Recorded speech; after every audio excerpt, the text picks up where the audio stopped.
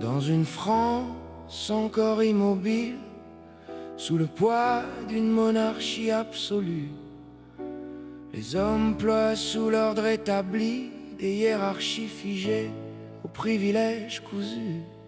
Un royaume brillant sous les dorures, puissant, mais déjà criblé de dettes.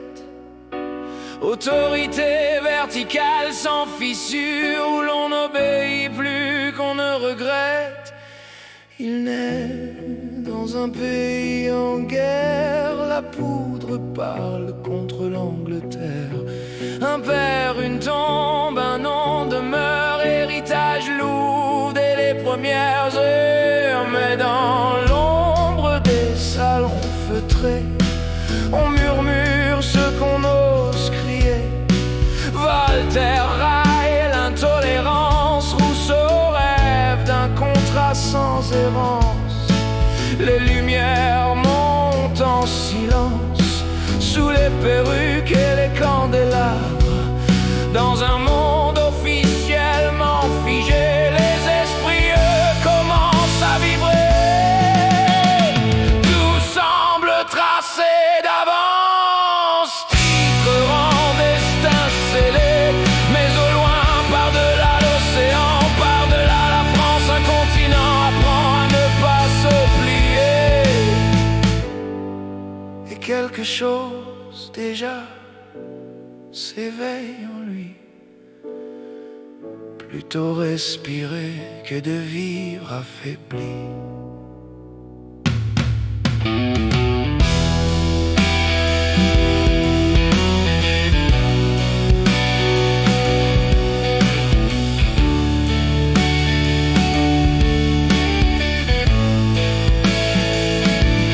Jeune héritier, promis au velours, au salon doré, au serment poli, il tourne le dos au faste des cours et choisit la mer, l'inconnu, l'étoile dans la nuit.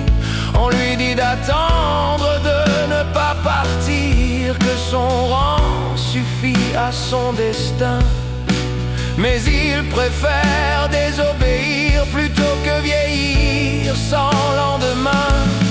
Il achète un navire et ses silences s'endette au nom d'une espérance. Quitte la France en clandestin pour servir une cause qui n'est pas la sienne. Il en fera son chemin. Il en fera son chemin.